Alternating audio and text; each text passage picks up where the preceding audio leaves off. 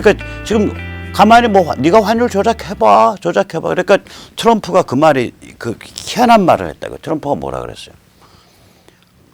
아, 중국에 관세 때려놨더니 쟤들이 우리한테 관세 부담은 쟤들이 졌네 그 말했다고. 이게 뭐냐면 중국에 관세를 때려놓으니까 저걸 못 낮추잖아요. 중국의 고환율을 고환율 그러니까 수출을 해야 되니까 환율을 조정을 못 한다고. 환율을 낮춰가면서 조정을 해야 되는데 관세를 빵 때려 놓으니까 손이 잡힌 거예요. 지금 환율을 낮춰가면서 시장 논리에 의해서 경제를 그러니까 환율을 낮춘다는 건 위안화 가치를 상승시키면 천천히 상승시켜가면 한편으로 수출이 줄어들고 한편으로 수입액도 줄어들죠. 수출 줄어드니까 물량으로 한번 수입이 줄고 그 다음에 그 위안화로 표시된 수입액도 줄어들죠. 그러면 같은 위안화면 달러를 많이 바꿔주니까. 그러면서 조정돼 가는 거거든요, 이게. 근데 여기서 딱 관세로 해서 딱 손모가지를 딱 비틀고 있으니까 이거 조정이 안 돼. 조정이 이게 손이 붙잡혀 있어서. 결국 뭐냐면 관세인데 공장은 돌려야 되니까 수출하는 사람이 한 10% 단가 손해보고 그러면 출혈 수출이야. 당장 공장은 가동해야 되니까.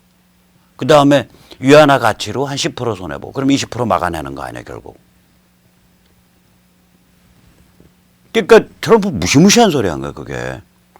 그러니까 야 뭐 저게 저 도라이 같은 인간 아니야. 어떻게 관세를 때리는데 당연히 경제학적 원리로 따지면은 소비자가 그 하중이 가는 거지. 어떻게 중국 사람들이 인상된 관세분을 냈다라고 어떻게 그런 무식한 소리를 해? 그렇게 생각할 수 있어요. 실제로 그렇게 생각해야 돼요. 경제학의 기본을 아시면. 근데 그걸 한 번 더 들여다보면 관세 인상에 의해서 가격 상승이 일어날 소지가 있었던 게 왜 안 일어나고 있지? 이게 보이는 거예요. 왜 안 일어났지 보니까 수출하는 사람이 공장 돌리려고 수출 단가 낮췄고 그 다음에 수출하는 사람 입장에서는 위안화로 결제받으면 되니까 위안화 가치를 중국이 인위적으로 계속 높게 유지하고 있기 때문에 지금 더 유지했죠 이제는. 거의 7원에 육박했으니까. 그러니까 거기서 보전받고 그러니까 수출은 계속 출혈해서 할 수 있고. 자 그럼 미국 소비자 입장에서는 결국 단가 안 올라간 거예요. 그러면 그 관세에 그리고 미국 정부 입장에서 관세로 돈 걷어들인 거고. 그러니까 중국 애들이 저건 난 돈이다 이 소리가 나오는 거예요. 아 이거 살벌한 겁니다. 이거 그냥 눈에 보이는 환율 지정, 환율 조작국 지정 이거보다 훨씬 살벌해요. 다시 말씀드릴게요. 이런 상황이 오면 중국은 원래는 위안화 가치를 높여야 돼요. 위안화 가치를 높여가지고 위안화 가치를 높여서 이제 그 수출 물량을 줄여가면서 수입 물량도 줄이고 또 위안화로 표시되는 수입 단가도 줄이고 이러면서 이제 구조조정에 들어가야 되는 거거든요. 그런데 경제 불황은 심하고 원래부터 부실화돼 있고 동장 가동 중지하면은 기업이라는 게 제조업이라는 게 돌아갈 때 기업이지 가동 중지하면 귀신 나오는 집이죠. 기계는 완전히 고철되는 거고 숙련됐던 팀, 훈련됐던 팀은 다 뿔뿔이 흩어지는 거고 고철된 기계가 앉아있는 그리고 아무도 안 가져가는 먼지 앉은 제품 땡처리도 잘 안 되는 또 어디 가서 불용자재로 쓰지 않는 자재로 팔기도 곤란한 뭐 원료만 잔뜩 창고에 쌓여있고 고철돼가는 기계는 걸려있고 그런 건물 몇 개 더 있냐고. 제조업 공장이라는 게 가동을 중지하는 순간 생명이 다한 건데 그러니까 출혈을 하더라도 가동해야 되는 거예요. 중국 경제 입장에서 전체 경제 입장에서 또 마찬가지죠. 개별 기업의 출혈이 있더라도 달러를 잡아와야 돼.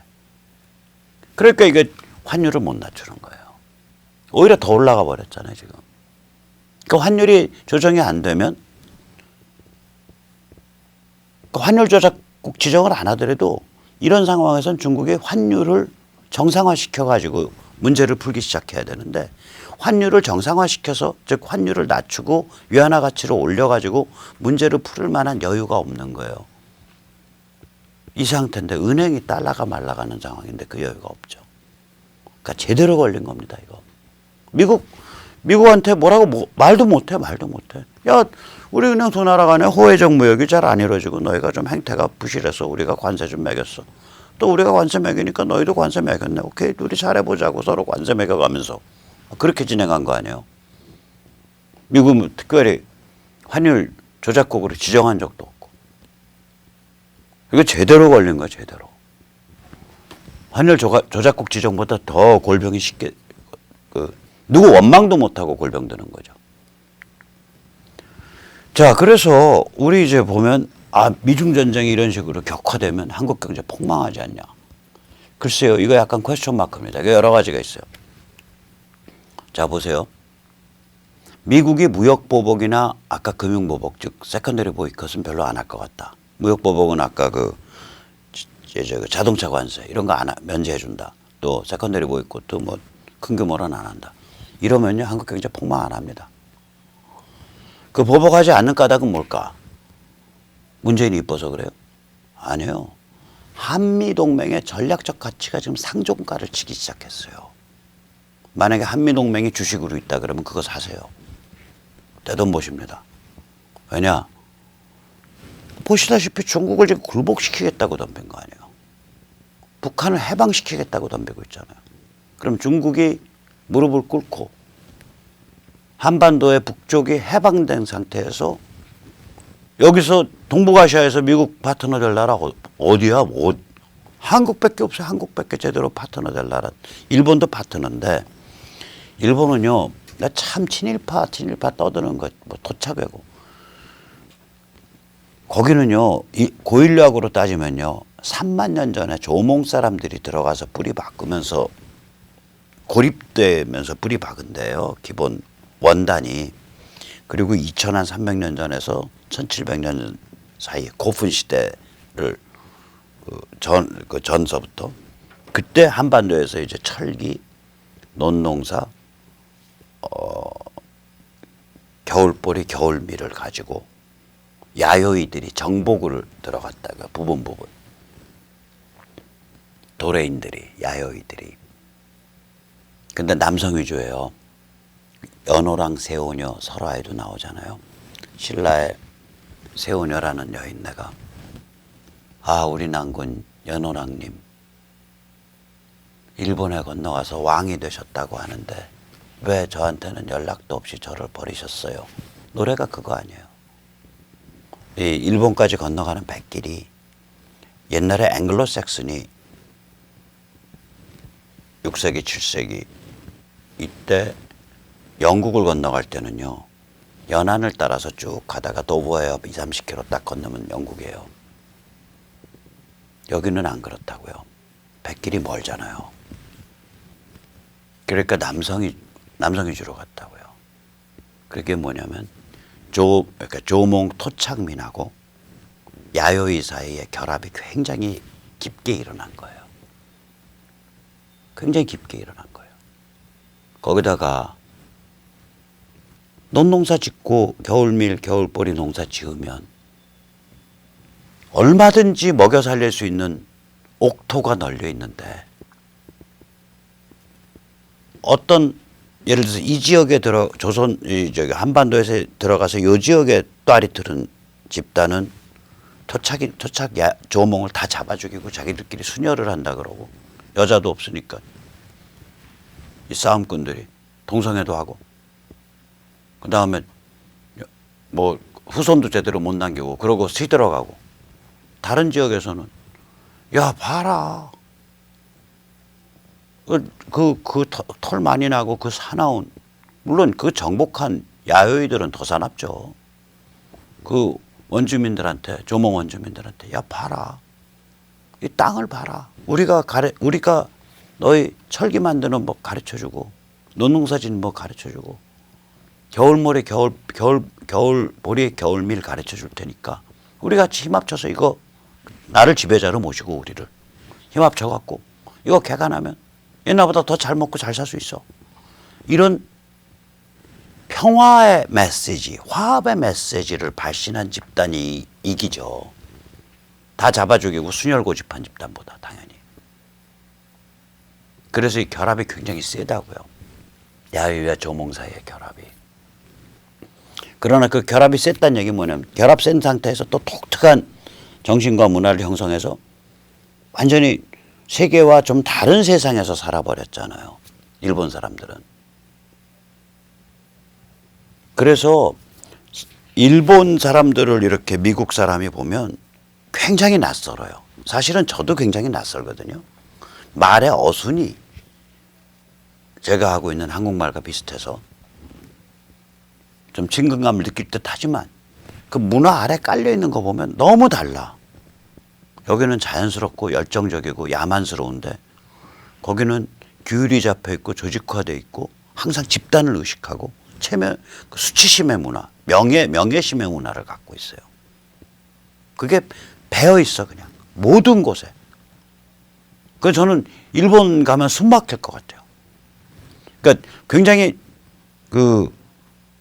뭐라 그럴까 훌륭한 문화고 독특한 문화고 그런데 제가 일본에서 산다 그러면 좀 숨 막힐 것 같아요. 저같이 막 헤매고 좌충우돌하는 놈은 안 맞아 거기. 꼭 살아야 된다면 일본 사람들 중에 제일 한국인 기질이 있다는 오사카나 혹은 큐슈에서 살면 돼요. 거기가 유전학적으로 한국인 야요이의 유전형이 제일 많이 나타나는 지역이에요. 오사카, 큐슈가. 거기가. 자, 그런데 그러니까 이게 전 세계에서 일본 사람들이 자기들의 그 유니크함을 알아요. 굉장히 외로워하는 민족 국민이거든요. 그 일본 사람들 살살 달래가면서 비즈니스 할 수 있는 건 한국인밖에 없어요. 그런데 거기다 대고 친일파 타령하고 토착 외구 타령하고 이게 말이 안 돼. 이거 뭐 어떻게 먹고 살자는 건지 모르겠어요. 자, 그러면 다시 한번 보자고요. 일본이 그러한 아주 독특한 특색을 갖고 있기 때문에 미국 입장에서는 일본만 의존할 수가 없다고요. 일본을 의존하는 방식과 한국을 동맹으로 하는 방식은 달라요. 한국은 진짜 동맹이 될 수 있고 일본은 저 속에 뭐가 들어있는지 모르겠는데 뭐 큰 사고 칠 것 같지는 않고 그러니까 오키나와 유주하고 우리랑 같이 잘 가자. 아니 지금 전 세계에서 미국을 때려 부시겠다고 전쟁 일으킨 유일한 민족은 일본밖에 없다니까요.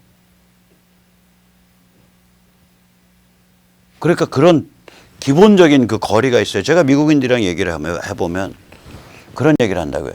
자기는 일본 사람들한테 한 개인의 개체성, 인디비듀얼리티 그런 게 있는지 잘 모르겠다. 그 문화에.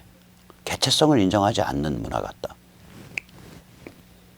그런 생각이 들거든요. 그러니까 이게 이 아주 독특한 우리가 일본도 이렇게 이끌어낼 수 있는 그런 그 통로를 갖고 있는 민족이단 말이에요. 아주 독특한 자산을 갖고 있는 거예요. 그리고 미국하고도 진정한 의미에서 동맹을 발전시켜 갈 수 있고. 그러니까 이게 한미동맹의 전략적 가치가 지금 상종가를 치고 있죠. 그러니까 당연히 트럼프나 미국 입장에서는 문재인과 한국인을 구별하는 겁니다. 이게 굉장히 중요한 거예요. 문재인은 꼴 보기 싫어 죽겠지만 지금 한국에 대해서 자동차 관세 때리는 그건 아니다. 한국인과 문재인은 달라. 한국과 문재인이 달라. 거기다가 지금 저거 잘못해서 자동차 관세 때려놓으면 반미토장 불쏘시개나 제공한다. 민노총 자동차 노조 애들이 1, 2만 명씩 기어 나와가지고 깨끗거리고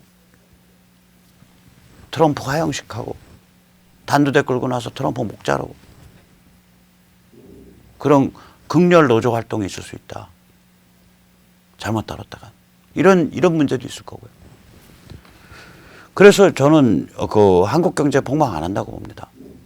특히 다른 이슈가 있어요. 이게 그 시장이라는 건요 생태계이기 때문에 다른 측면이 있어요. 자, 애초에 자 보세요.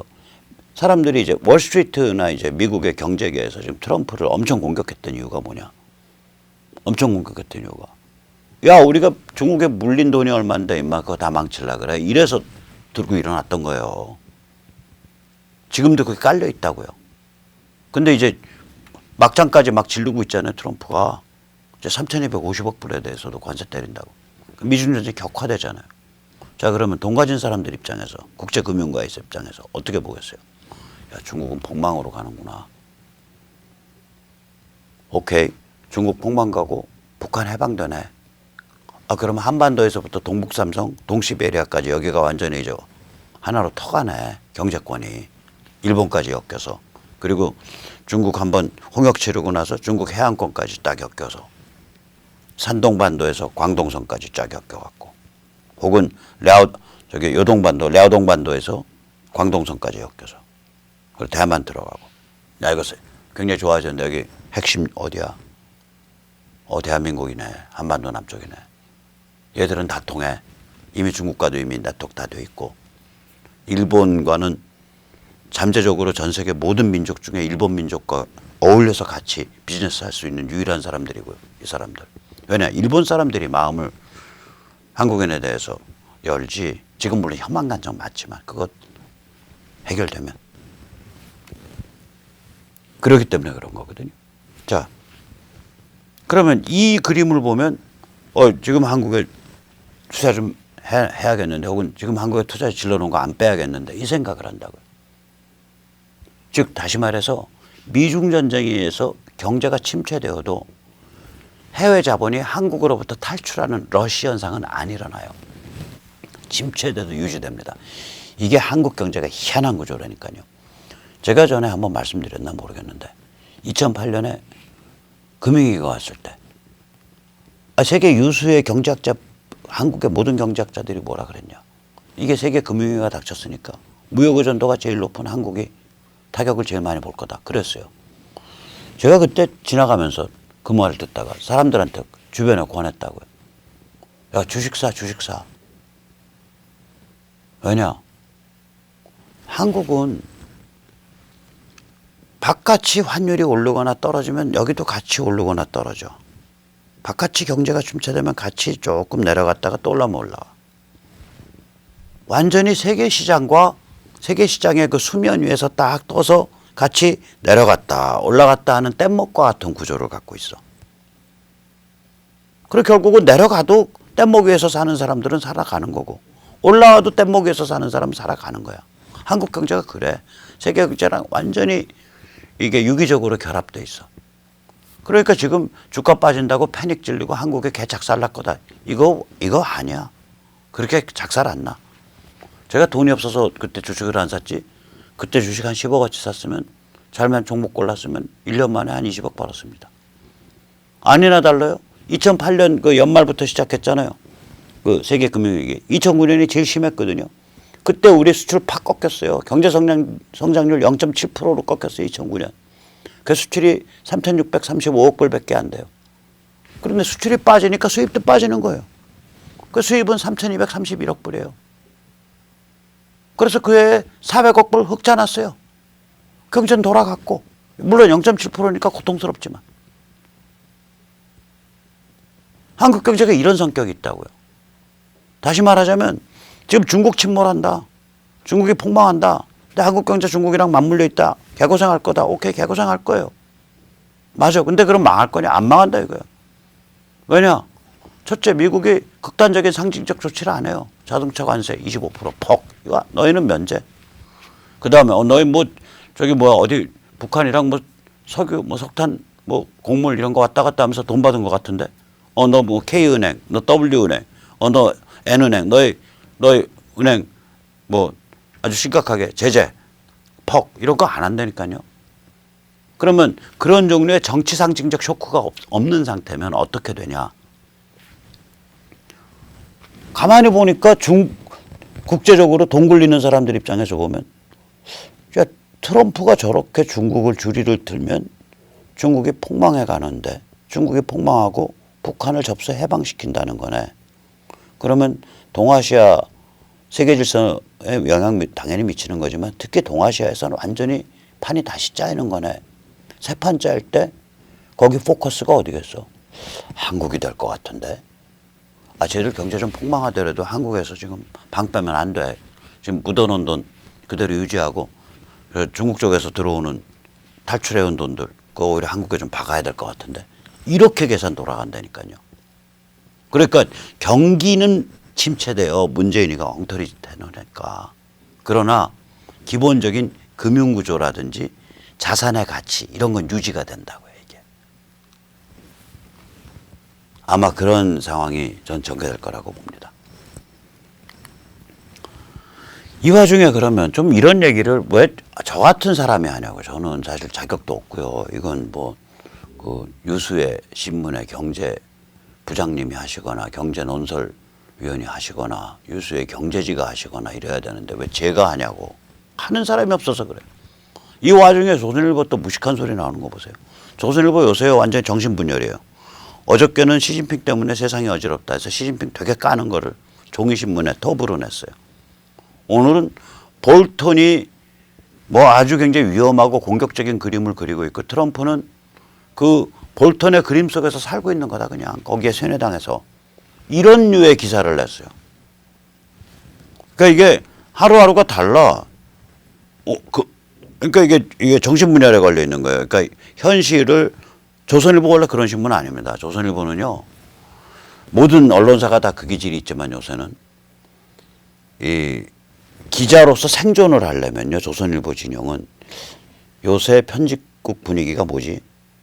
요새 핵심이 어디에다가 맞추고 있는 거야?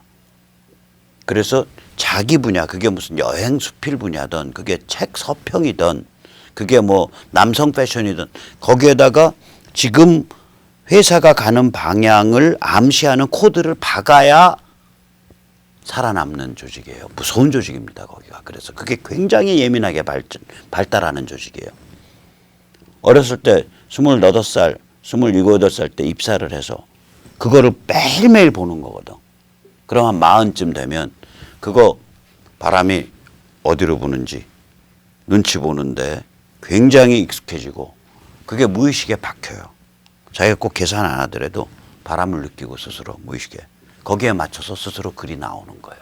그 코드를 박은 그 바람의 방향을 박은 이게 그래서 이게 제가 이제 언론 육사라고 하는 한국일보 출신인데 한국일보는 중구난방이었어요. 80년대 중반에 제가 위장 취업을 기자를 위장 취업을 하고 있는 상태예요.